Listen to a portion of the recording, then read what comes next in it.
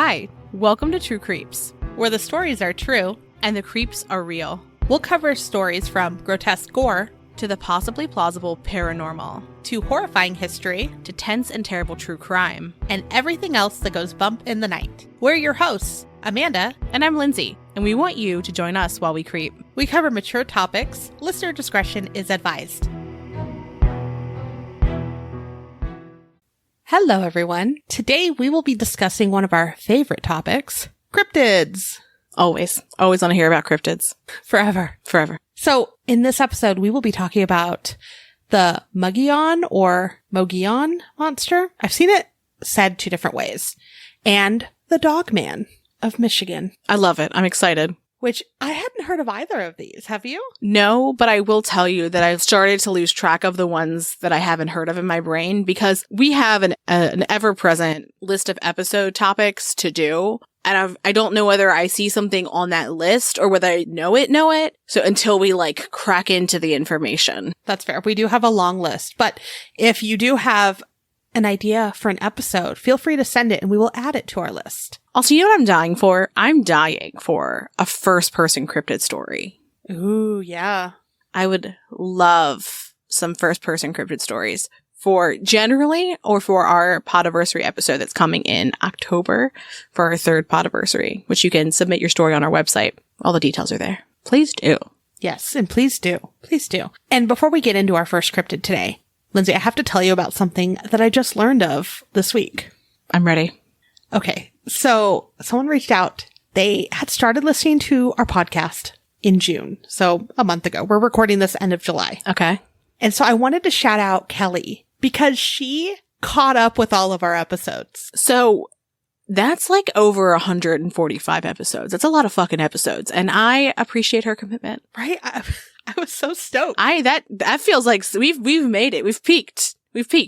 This is it for us. Thank you, Kelly. We really, truly appreciate you listening. Yeah. Also, if you are binging us, we want to know. That is just top tier good day stuff. Mm-hmm. Or, if you want to tell everyone and leave a review on Apple Podcasts or Facebook or wherever you find a place to review it, we would so appreciate that. We'll even send you a sticker. You can find out more information about that on our website too, because we recently got a very, very kind review that made me cry. And I was like, oh, good cry. We've gotten a couple this last month where I'm just I'm so happy, and it makes me so happy to see that people are enjoying our hard work because this takes a lot. It takes a lot of time to do. It does. I love researching. That's my favorite part. But there's also so much time in editing. Yes. So special thank you to Kelly and to those that have left reviews recently and forever, honestly. We love them so much. They make our day. And if you haven't already sent us your information, we want to send you guys stickers. Yeah. So let's get into cryptids now. Apparently, Arizona has its own Bigfoot, and I was the last person in the world to know. Actually, no, you're not the last person in the world to know because you found out before me. Yeah, I guess. But I live here, so I feel like that's really bad. Well, now you know what to be on the lookout for. Yes. But that's the Mogollon monster. And it has such a fancy name. I never, even if I probably saw the name, I wouldn't have thought Bigfoot. No. So its location. It's said to be found in the dense forests along the Mogollon Rim in eastern Arizona, which I haven't been there before, so maybe I'll blame that. Yeah. And that stretches from northern Yavapai County to the border of New Mexico, so it's a pretty big distance. But there have been some sightings as far north as the Grand Canyon, so it travels, as does the Blair Witch. Always, perhaps together. Oh my gosh, they're friends. They have to be. Who's her other friend? Oh my gosh. Is it Gryla? Is Gryla her other friend? No, it's Birch on a Perch. Birch on a Perch was, a Jersey Devil. Was her pet, right? And Jersey Devil. No, I'm sorry, let me say it right. Jersey Devil. Thank you. No, her pet is a snallygaster. Oh, you're right. Oh my gosh. Okay, so just to reframe, the Blair Witch, a traveling being as she is, has visited the Jersey Devil, has watched Amanda and I get wide in the Pine Barren sugar sand, which is a lot like quicksand. We're going to pull so many references out. Are you ready? And then I forgot about that. The Blair Witch's pet is the snallygaster, which might just be a bird with an octopus in its mouth, but maybe it's not. And is best friends with the Mogollon monster from Arizona, Perfect. There we go.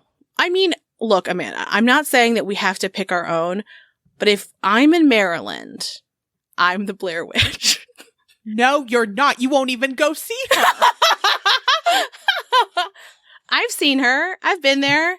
I've been to Burkittsville. I've camped in those woods. You have not. Yes, I have. You were saying you wouldn't even go. Now? No, I camped in a treehouse camp there as a youth. Yeah, but do you have the Blair Witch symbol made out of, in my head, it's from Burkittsville sticks in your home? No, because I am her.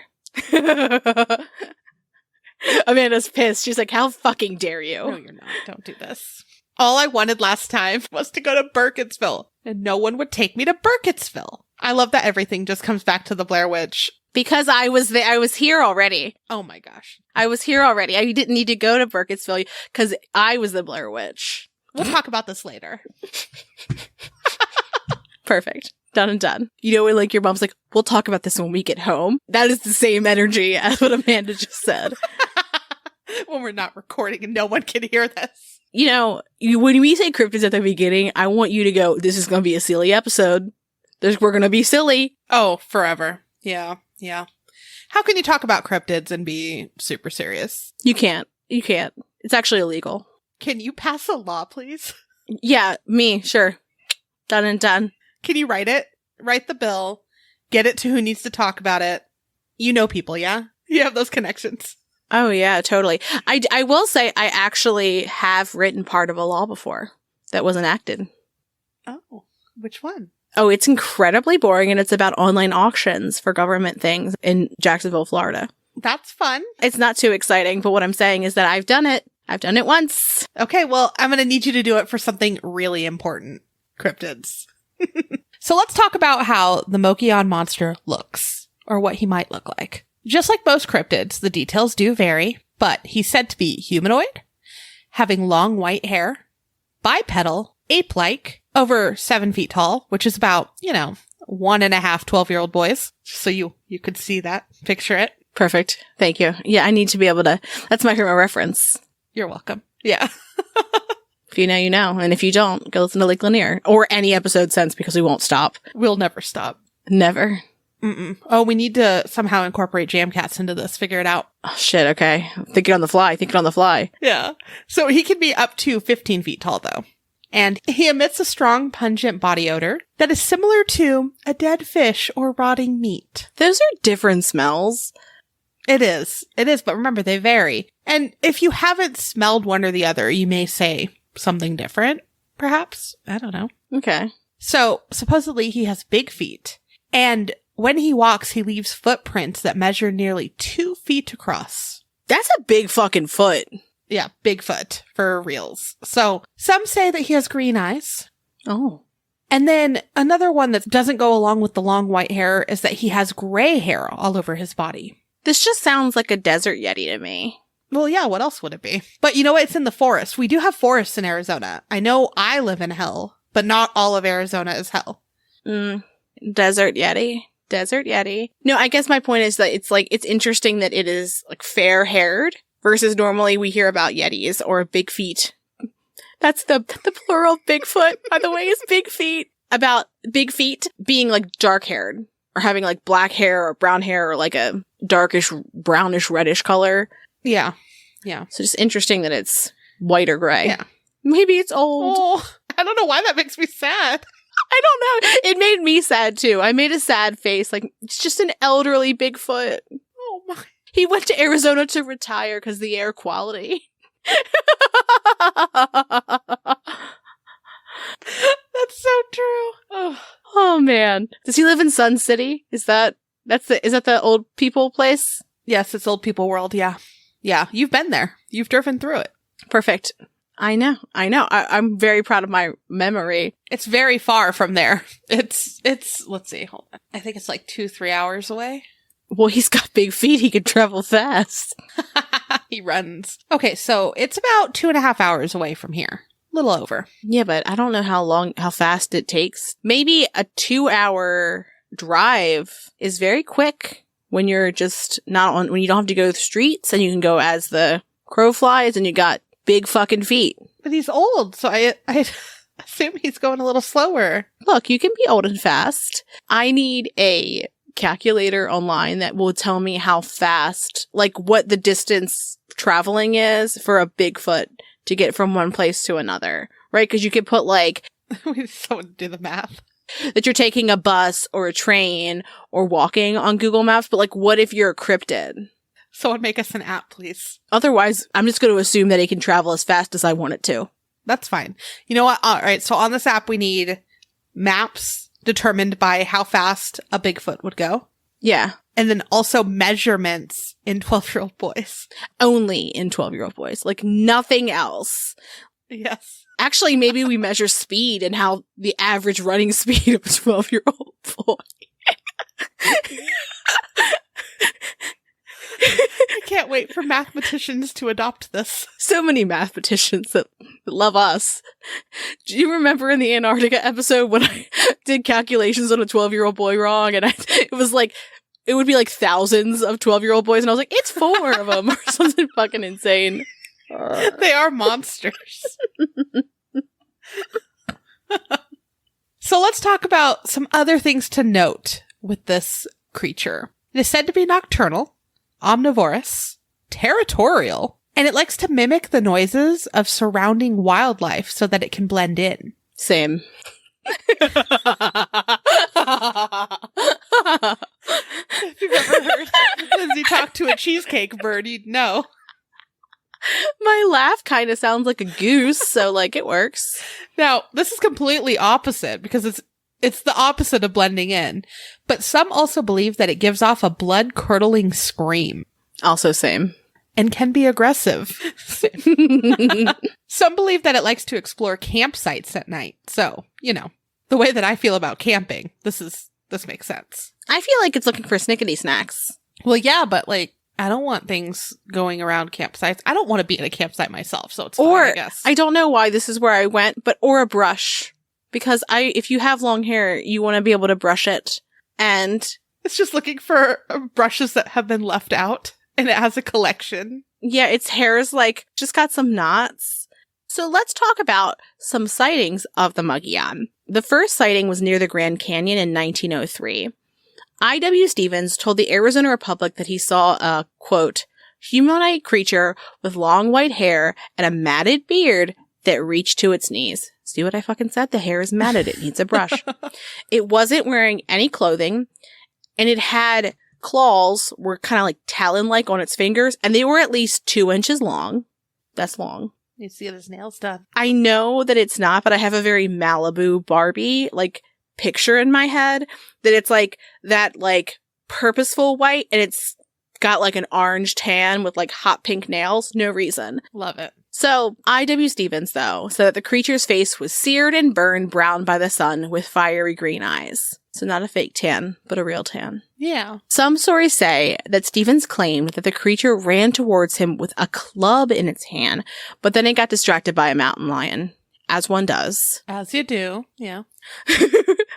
Stevens shot the mountain lion, and that scared the creature off. That's mean. And I just feel like, why would you shoot the thing that is distracting the massive creature that's coming at you?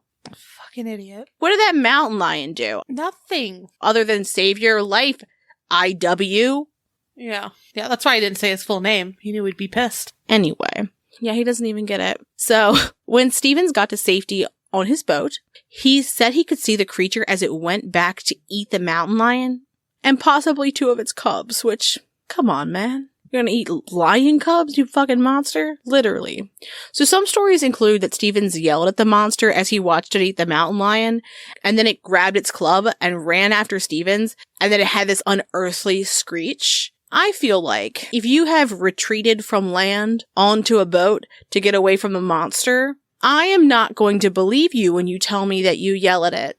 Yeah, like, why piss it off more? What's the point? No, you're fleeing, my man. You're going to tell me you turned around and were like, and another thing. Like, no, sir. So, the next sighting was in the mid-1940s, and a cryptozoologist named Don Davis says that he saw the creature during a Boy Scout trip near Payson.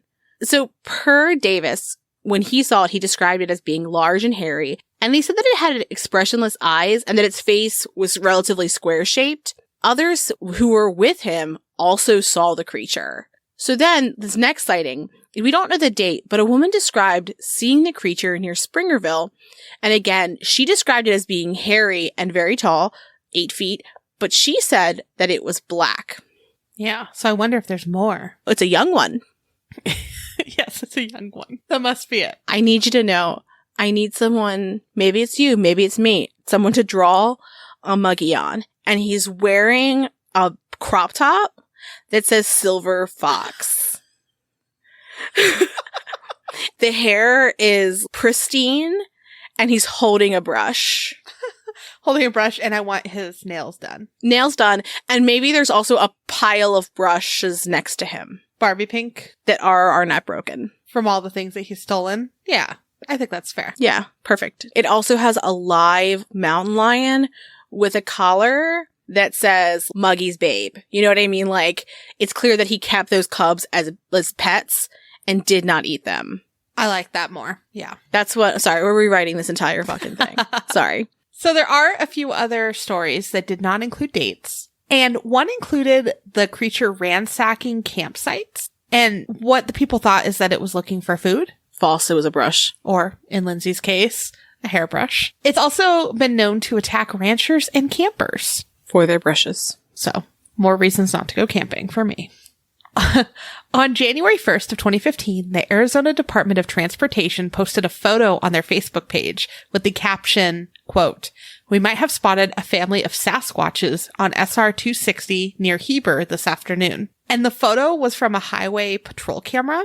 And I guess it went viral because everyone had to go in with what they thought was in this photo. It's very grainy. It's hard to see, but it is funny. It looks like deer to me.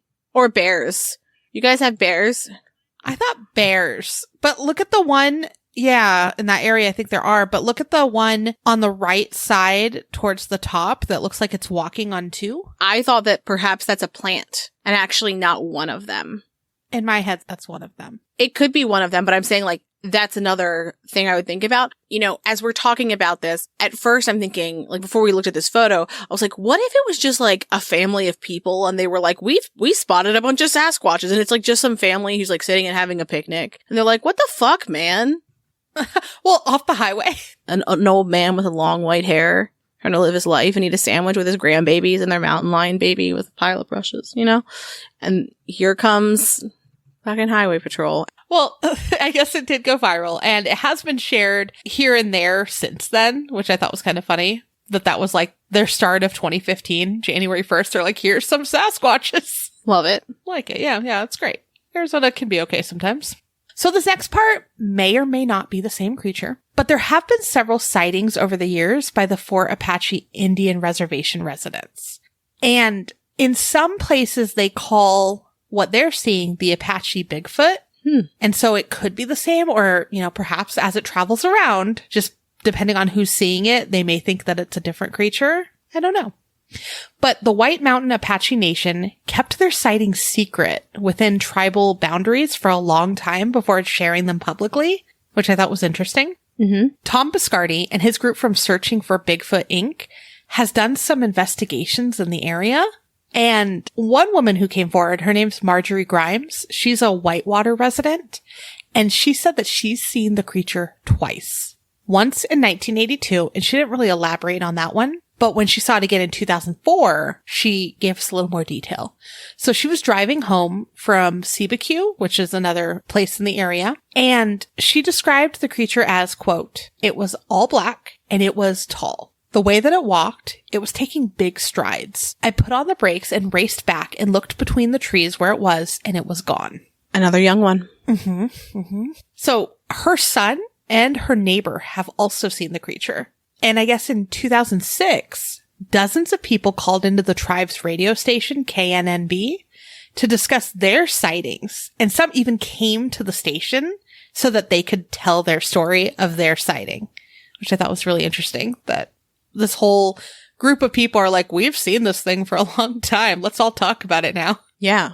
So during an investigation in the White Mountains, footprints were found along with several tufts of hair. Tribal police made plaster casts from those prints, and they even sent the hair samples to the Department of Public Safety for analysis. Test results showed that the hair was not human, but belonged to an animal. And further tests to determine what kind of animal were never done.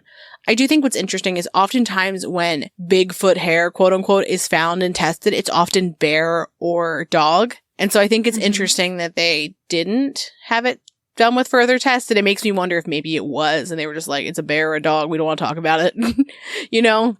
Maybe. There's also some books on the Mogollon monster. Susan Farnsworth self-published The Mogollon Monster, Arizona's Bigfoot in 1996. And it includes a bunch of sightings and stories about the creature. Then, in 2011, she published another book called More Mogollon Monster, Arizona Bigfoot. And we're a big fan of adding more to just the title of a thing, aka ghosts, and then more ghosts. Yes. I like it. Stick with it. No need to change. Just put more in the front and let people know what they're in for. Don't try to complicate it. Yeah. Well, next time you're here, maybe we can journey out that way and try to find this cryptid. Amanda's just trying to prove to me that there's more than deserts in Arizona, and I'm not having it. Those trees are cryptids to me in Arizona. I refuse to believe anything else. There is. So let's leave Arizona completely, as everyone should, and go to Michigan. And so we're going to talk about their Dogman. And it's actually found in northern Michigan. And it's described as being 7 feet tall, half dog, half man. When we're talking about the halves here, it's not like a centaur with a human front and like a corgi body.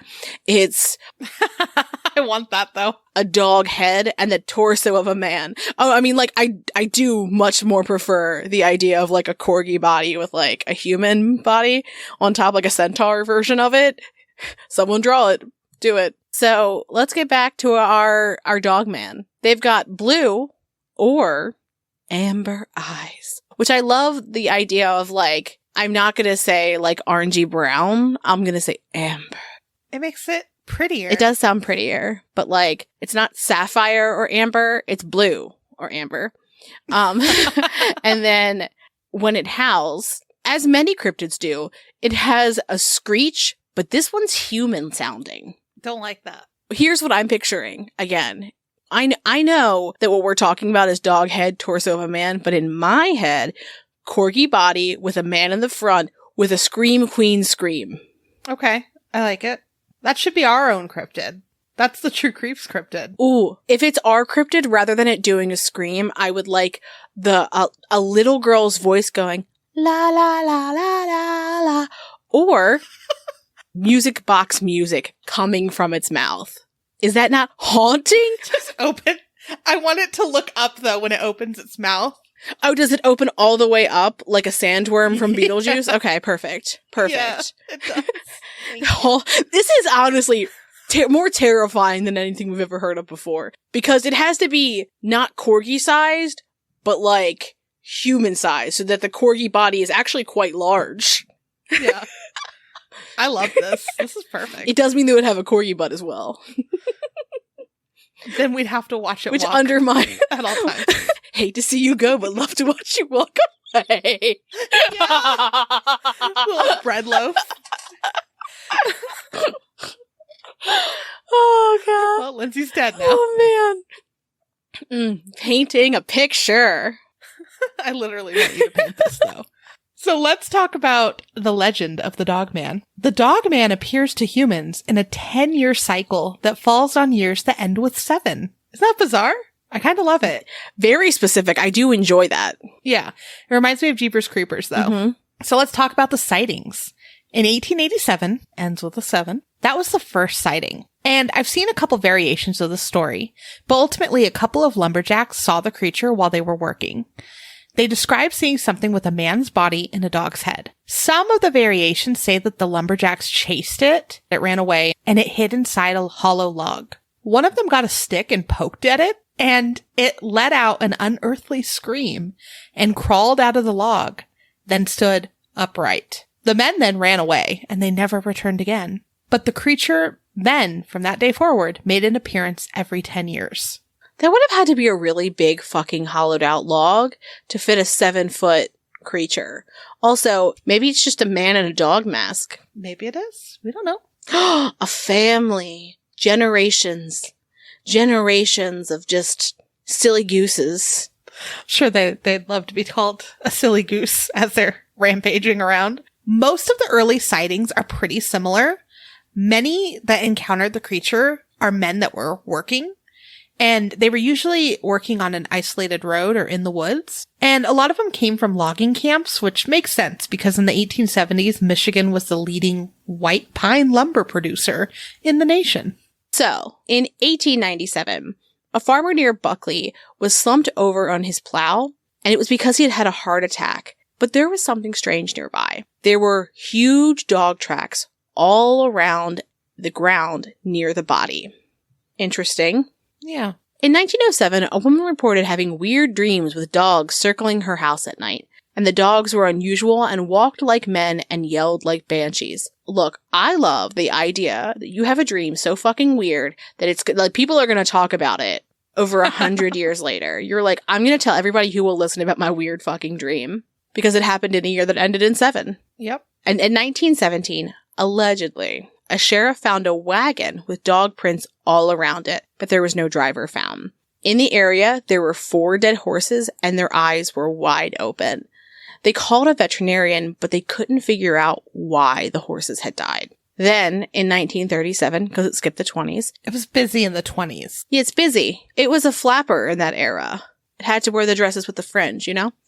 Mm-hmm. So, in 1937, a man was fishing along the Muskegon River when he was attacked by a pack of wild dogs. Some stories say he was a boat captain with his crew.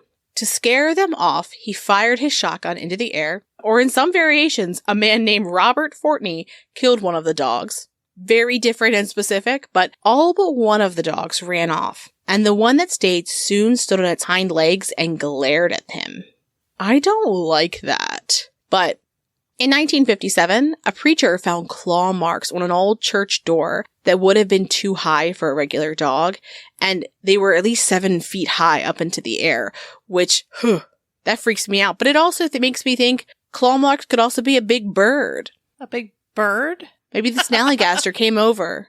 I thought you were going to say bear, and I'm like, okay, that makes sense. I mean, it could be a bear, but it, like 7 feet tall. I don't know how tall a fucking bear is. Bears are tall. But like, it could be a bear, but like, why is a bear up there scratching around unless there's like, I don't know. In my head, it's Pooh Bear, so he's getting like honey, like from a fucking hive. I don't know. I just thought of a bear doing like a cat, you know, like on the side of things. I don't know why. Makes no sense. Oh, like just scratching its claws to sharpen them and such. No, I was thinking like a bird who perhaps was like falling and like skittered back up, or perhaps it was like plucking a squirrel or something off the side of that building. Because like eagles are fucking big. Oh, maybe. Yeah, we have, big owls here. Yeah, so like a very large bird could definitely create some intense talon marks. That's true. That's true. Well, it didn't skip the 60s. Ooh. And this one made me laugh. I was like, it's so cliche. A group of hippies reported a dog man scratching at their windows in the middle of the night and waking them up. I don't even know how to feel about that. I'd be really upset. Let's go to the 70s. So 1977. People near Bel Air reported hearing screams at night, and some even saw the creature. This makes me really think of Jersey Devil, where they're like, anything that could even be remotely included, we're going to assume it's the Dogman, you know? I mean, I like it, but... What I'm hearing, though, is people of Michigan, on years that end with 7s, you can call out Dogman, and it'll be fine. Oh my god, lucky them. Lucky them. School? Work? I can't come out. I saw a Dogman. I can't come to work. A Dogman. Slash my tires. Of screaming in the middle of the night. Yeah. I didn't get any sleep. The Dogman was screaming all night, tapping on my windows. You're welcome. Rubbing his corgi butt on my door. Perfect. Yep, perfect. Done and done. So in the 80s, 1987, there was a song released. The year of my birth. Well, you should love this song then, because a song was released about the Dogman legend on April Fool's Day. And it was by a Traverse City DJ named Steve Cook. And it was supposed to be a prank, obviously, April Fool's Day. But after it was released, people started calling into the radio station being like, oh, wait, no, that's real. I saw the Dogman. This is what happened. Perfect. So what he was trying to make fun of, they're like, no, that's real. Also that same year, someone reported an attempted break-in to a cabin, and the cuts on the door were believed to have been made by sharp teeth or claws. I don't like that. Not a bear, not a giant bird, but it was a Dogman. Always. There's another one with an unknown date, so perhaps this was the 20s. But what happened was 2 fishermen were out near Manistee during sunset, and they saw an animal swimming towards them. They were in their boat, and they thought it was a coonhound for some reason, which is a large hound dog. When the animal got closer, they said that it was swimming more human-like than like doggy paddling, so that alarmed them. It was doing like a backstroke. Yeah. And then when it got closer, they noticed that it had a dog head, but like a human body. So they got scared, grabbed their paddles, and hit the creature until it retreated. I mean, it just wanted a break from being in the water. Yeah. Or maybe it was like the snake from our snakes episode that's avenging its scorned lover. Maybe. Any contemporary versions of this, I'm like, person in a dog mask. It's a hard sell. And also, if I lived in this area, a dog mask, so easy to procure. You know, like, how do you not mess with people just a little bit in good-natured fun? Right. But anyway, let's talk about Joe Barger's encounter in 2017. So Joe was a truck driver when he had a run-in with a Dogman, and he did an interview with What Lurks Beneath in 2022, and he said that he hadn't heard of the Dogman before he had this encounter. So I always find it a little bit more credible. So Joe was transporting a large load of paper from a mill in northern Michigan through the Manistee National Forest in June of 2017, and this was a typical route for him. While he was driving, he noticed that he had an air leak, and he wanted to fix it before he got deeper into the forest. So he stopped to have a look at what was going on, and he found that the air leak was by the back brake chamber on the trailer, and he had what he needed to fix it, so he went under the trailer to begin the fix. As he did, he got a bad feeling, and he started hearing something strange. According to Joe, he said, "I was hearing a vocalization that wasn't natural. It wasn't a sound I had ever heard of before." He saw what he described as shadowing in the woodline, and he thought it was a black bear, so he got back into his truck.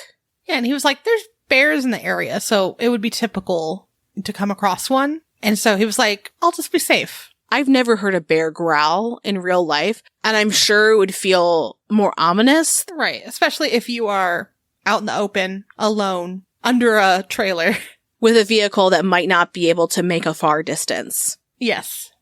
So once he got back in the truck, he checked the air and it seemed like it was good. So he's like, okay, I can start driving again. As he started to go up a hill, he was traveling about 25-ish miles per hour. He saw a wolf head the size of his window traveling alongside him. The way that he described it is he says he was stooping down on 2 legs, looking down into the cabin of the truck, which would have been pretty tall because it was like 9 feet tall. During the interview, he called it a werewolf-like creature. The creature's hands were coming up and scratching the windowsill. Joe described that it also had about 3 to 3.5 inch long fangs, and they were, what he said, brilliant white. The creature also had black pointed ears, yellow eyes, at least 10 feet tall, and it was all black except for its eyes and teeth. So this one steals toothbrushes, not brushes. Yes, this one has perfect teeth. Yeah. It also had human-like hands that were about 14 inches across, but it also had claws, and those were about 3 inches long. It had a 5-foot-long tail, and when he was describing its paws, I mean, he said they were human-like with its claws, but he did call them paws, and he said that they were as big as dinner plates, which is another odd point of measurement. They were dinner plate-sized. Oh, I've actually heard people say as big as a dinner plate as a term of measurement I've heard more than once, like when people measure things in football fields, like dinner plate size. Interesting. Well, now you've heard 12-year-old boys more. You're welcome. So this interview was like, I want to say it was like 30, 40 minutes long. So he was like adding more descriptors to this as he was talking. But he also said that it had human-like shoulders in a way with big biceps. Swole. Yeah, it was swole. So the experience was only about 15 to 20 seconds. Like, it went by so fast. He said that he took out his .45 Colt and shot the creature twice. And because he's gone hunting before, he described it as a brain shot and said that it went down instantly. When he was describing his experience too, he kept saying it felt like an alternate reality because he's like, I don't know what I was looking at. Like, I don't know what was happening to me. That's not something that happens. And that creature doesn't exist. So like the whole time it's happening, I'm like, am I in an alternate reality? Because what is this? That's very fair. So Joe wanted to turn around just to confirm to himself what he had just experienced and to see the body, which I feel like is very fair because when you're driving a vehicle and kind of fighting off a creature that is unlike anything you've ever seen before, it seems natural that you would second guess what you had seen, especially if it was so strange. So he had to go a little bit further than he would have wanted to find enough room to turn his truck around. Because remember, he's not in just like a pickup truck. He's in like I'm hauling paper from a paper mill truck. When he got back, the creature was gone. And he said it was at most 5 minutes after the shooting. And then to make things even weirder, there was a Jeep with 2 people who stopped where the creature would have been. And they said that they were there because they had just seen 2 bears fighting, which makes him believe that there may have been more than one Dogman in the area. And he didn't want to sound crazy, so he didn't tell those people in the Jeep what he had just witnessed. But as a 6-year Army veteran, Joe says that this was worse than any combat because in combat, at least you knew what you were up against. He had PTSD from the encounter and he had nightmares for a while. He decided to go public with the story and spoke with a cryptid podcaster about a year later. And then 3 months after, he was detained by state police to wait for federal authorities at what he called a scale house. When federal authorities came, they were intimidating and angry and said that he had killed one of their assets, which he believed to be the creature. They wanted him to stop talking about it. They confiscated his gun and shut his bank account off. They also took his phone and then they gave it back. And Joe is worried that because of their threats that maybe they'll try to use his own gun against him somehow, like in a framing situation. Like, did we not take a fucking turn? Oh. That weird? Right? We did, right? I didn't expect it. I don't think we really expected when we started researching Dogman to be like, oh, there's like a weird conspiracy with this thing too. Yeah. Well, especially like after this happened, people saw 2 large figures come out and do something in the middle of the road. Like perhaps those were 2 other either creatures or humans in whatever type of gear that came out to retrieve the body. Right. Exactly. And the way that he spoke was very passionate. Like he was like, this happened to me. I have no reason to make this up. I didn't even know the Dogman existed. And he did look scared. Yeah. So he stopped talking about the encounter for a while because of this whole ordeal. But now he thinks that he just needs to get the information out there to as many people as possible because he believes that had he had known that like this creature exists, it would have made it easier for him to get through what he had to experience. So if someone's like, oh, that can be found in this forest, it wouldn't have been like, what is happening to me? He would have known what to call it and he would have known what was happening to him, which like that does make sense. Yeah. Now, moving away from Joe's experience, this one I thought was, it's not funny, but it's just, I can't imagine how this call went. There are some stories that say that someone called their OnStar service in their car to report that the Dogman ran in front of their car and caused it to flip over. That fucking sucks.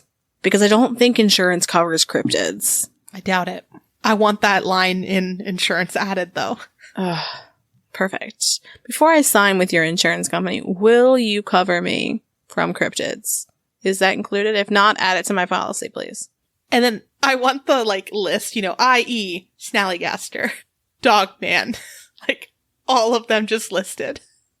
Oh, yeah. Including, but not limited to, the following.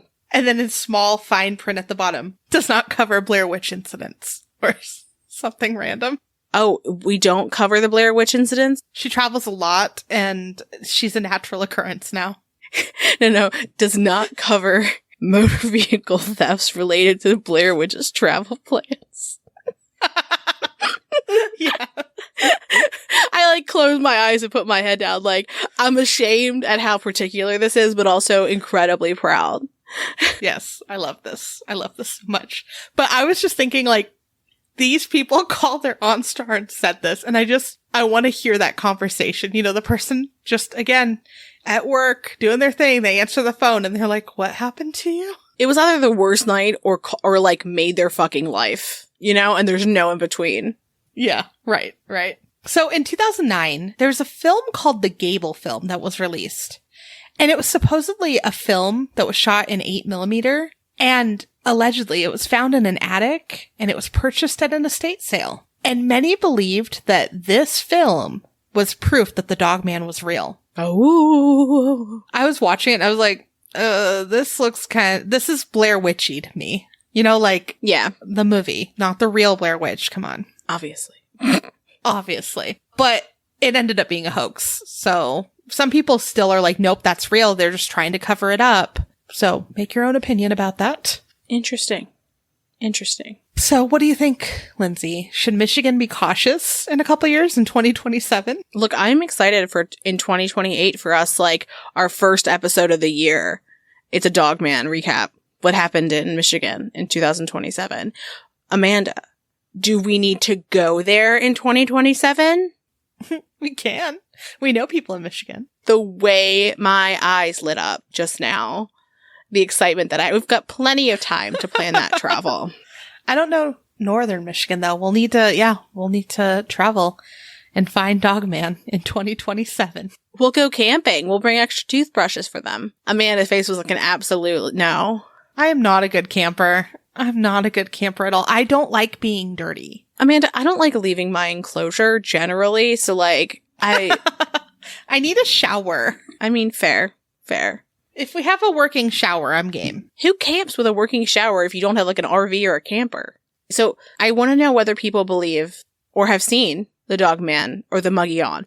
But I think more importantly, I want to know what we should name our half man, half corgi beast. Oh, yes, please. We'll put a poll up. We'll send a sticker to the best name that we have determined. Yeah, we do have some other little things, too, that we've been collecting. We'll send you a little something. At the very least, a sticker. Perhaps something more. Yep. And so send us your names for our cryptid. Send us your creepy stories.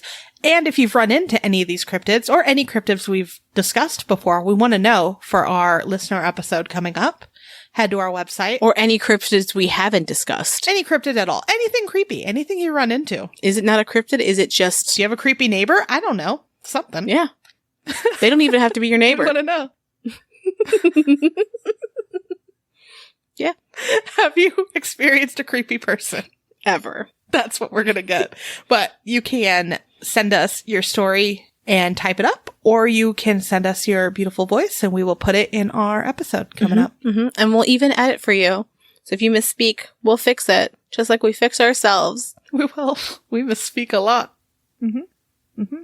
All the time, forever. Oh, you know, it would be fun with people's permission.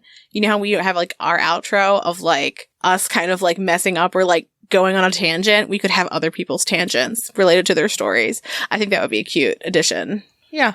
I love that. Your tangent could be on True Creeps. Your tangents can be our tangent. How many times can we say the word tangents? That's a lot. So many. I think I was just editing an episode where we said it like 300,000 times. Yeah. Well, with that, have a great weekend. Thanks for creeping with us. Thanks for listening. And as always, a special thank you to our patrons who support us via Patreon. Please see the link in our show notes to learn more about how you, yes you, can begin to haunt the dump, guard vortexes, or even become a scorching Sasquatch. Ooh. Also in our show notes, you can find the link to our website, more information on our sources, our social media handles, and our merch store. We'd love for you to keep creeping with us. So if you like this episode, please subscribe, rate, review, and share the show with your fellow creeps and or ghosts. I beg of you.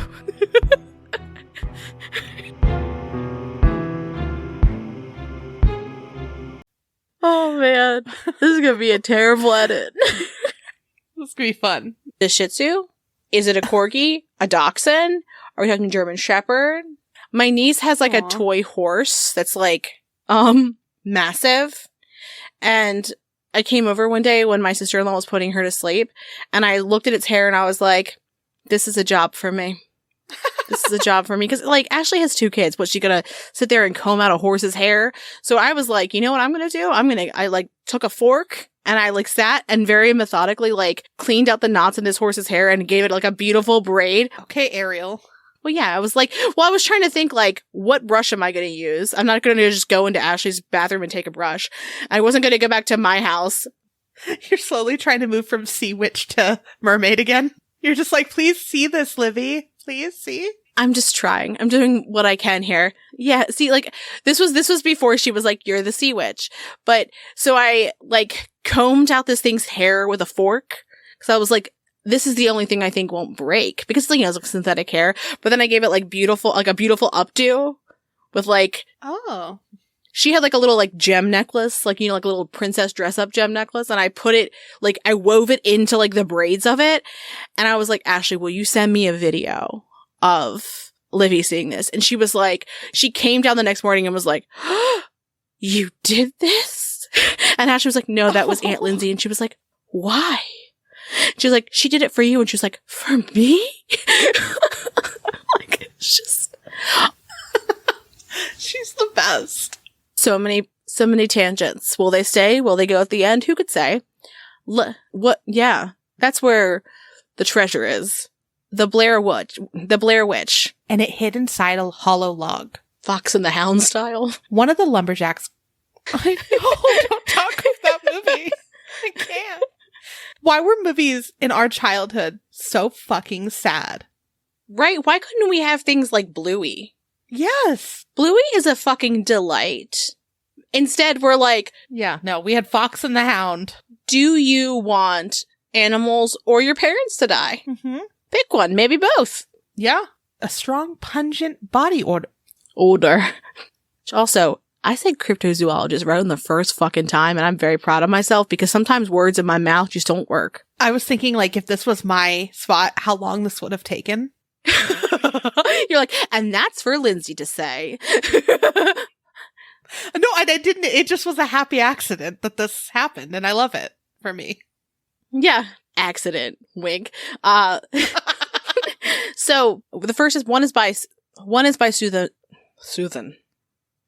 One is by Susan Farnsworth, and it's self-published, and it's called The Mogollon Monster, Arizona's Bigfoot. So Susan Farnsworth, that's fine, a self-published author, wrote What? I love that she's just ashamed now. She's just looking down and shaking her head. Yeah, just, I mean, like, so often when I, like, just completely jumble words in my mouth, I'm like, there's no reason. My mouth just sometimes doesn't work.